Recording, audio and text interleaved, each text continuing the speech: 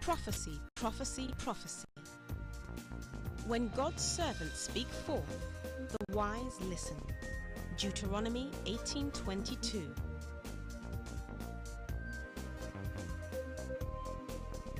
God is still saying something. On August 28, 2011, Prophet T.B. Joshua prophesied that a greater economic meltdown was coming than the world was already experiencing as a result of our response to those who make mistakes. These were his words. The world is upside down. We have not seen anything. You call it economy meltdown. The greater one is coming. Because the singular problem the world have today, our response to someone who make mistake seems to be greater mistake too. Seems to be bigger mistake than the one that made mistake initially. That is the problem. The problem the whole world have today is respond to someone who made what? Who made mistake. When a leader make mistake, how to respond to that mistake, that is what the whole world lack today. Our response is greater than the wrongdoer initially. That is the problem in the world. It's true, there is mistake, but our approach to that mistake seems to be even bigger mistake. And it's now become a big problem that even when anytime anybody make mistake, everything that have been there right from beginning of that generation of the country will go for it.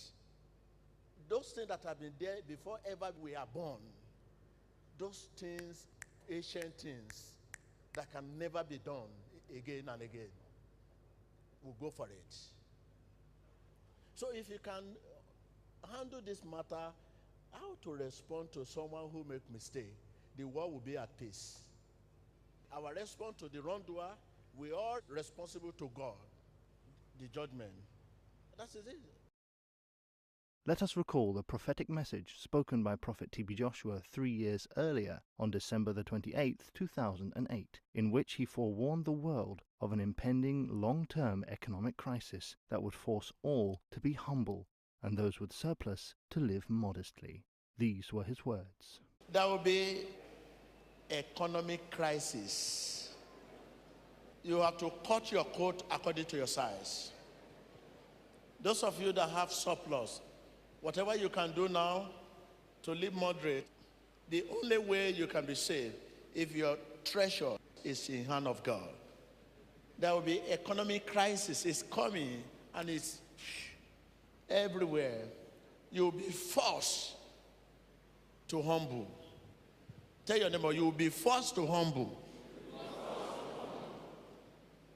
There will be economic war because there is no enough money to fight war. There will be crisis in economy. Countries that rely on the mineral resources like oil, they should quickly look beyond oil. I'm just telling you long-time prophecy, not immediate. What you can begin to prepare yourself now. You that are into this, you have surplus now. What can you do now? Because this surplus will be forced to reduce. Because if you have too much, your government will question you how you get it. There will be limit, very, very limit, that will not help your company, your industry. A limit of money you can move from one place to another. There will be law that will make you moderate, live modest. You'll be forced to live modest.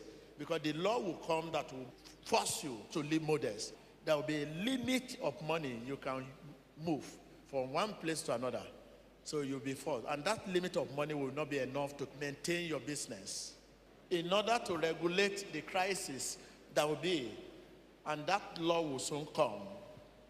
It will come and they will pass this law, international community. It will be battle, battle. Battle, economic battle, economic battle, economic battle, economic battle. It has not started, but it is the flame of it. but it will soon come out boldly. You will see the handwriting. So you pray for the whole world. Remember, trial is the soil in which faith flourish.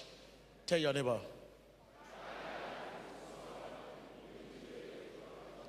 You are a faith man. I'm a faith man. There is no fear. As a faith man, there is no fear. Trial is the soil in which man of faith flourish.